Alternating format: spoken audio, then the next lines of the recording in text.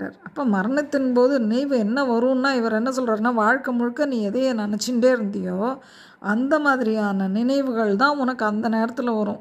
எது மேலே அதிகமாக பற்று வச்சியோ அதுதான் நீ போகிற நேரத்தில் கட்டாயமாக உனக்கு வரும். ஸோ இறக்கும்போது எந்தெந்த ஸ்வரூபத்தை நினச்சி உயிர் விடுறாரோ அந்தந்த ஸ்வரூபத்தையே அவர் அடையிறாரு.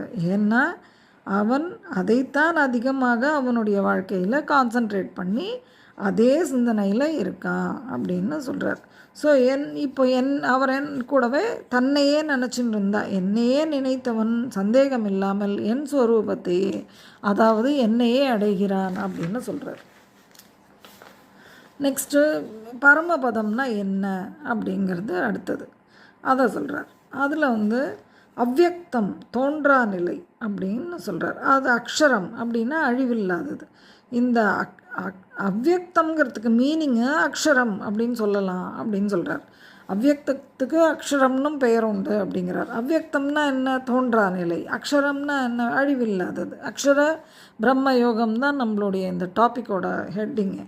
ஸோ அந்த அக்ஷரம்ங்கிறது அழிவில்லாதது. அப்போ அக்ஷரமும் அவ்யக்தமும் ஒன்று தான் அப்படின்னா அவ்யக்தத்தன்மைக்கு என்ன மிக உயர்ந்த கதி அப்படின்னு சொல்கிறார்.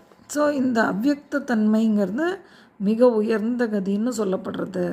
அந்த அப்போ அந்த மிக உயர்ந்த கதி தான் என்னுடைய கதி. ஸோ இந்த அவ்யக்தத்தன்மையை ரீச் ஆகிட்டாலே தே ஆர் கம்மிங் டு பரமகதி, பரமபதம் அப்படின்னு அர்த்தம் அப்படின்னு சொல்கிறார். ஸோ பரமபதம்னா என்ன?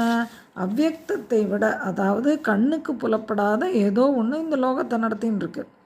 அந்த அவ்யக்தத்தை விட மிகவும் உயர்ந்ததான இதில் எல்லாம் ஒட்டாத தன்மையோட அழிவே இல்லாமல் சாஸ்வதமாக வெளிப்படாத பரமாத்மாவாக இருக்கிறது எந்த திவ்ய புருஷனோ அந்த திவ்ய புருஷன் எல்லா பூதங்கள், அதாவது உயிரினங்களை அழிஞ்சாலும் இந்த திவ்ய புருஷன் அழியறதில்லை. எது அழியாத அந்த திவ்ய புருஷனோ அதுதான் இது பரமபதம் அப்படின்னு சொல்கிறார். ஸோ அந்த அவ்யக்த நிலை தான் கடவுளின் அம்சம். அந்த கடவுளோட அம்சம்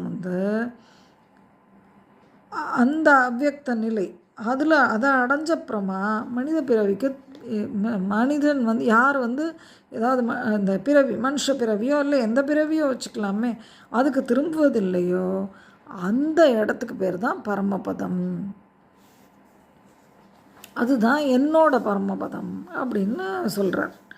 ஸோ இது நம்ம இப்போது பரமபதம்னா என்னன்னு தெரிஞ்சுக்கணும். ஸோ அந்த பரமபதத்தை ரீச் ஆகிறது தான் ஒரு மனிதனுக்கு ரொம்ப முக்கியமாக தேவையான விஷயம். ஸோ அதை தான் கான்சன்ட்ரேட் பண்ணணும் அப்படிங்கிறத அவர் சொல்கிறார்.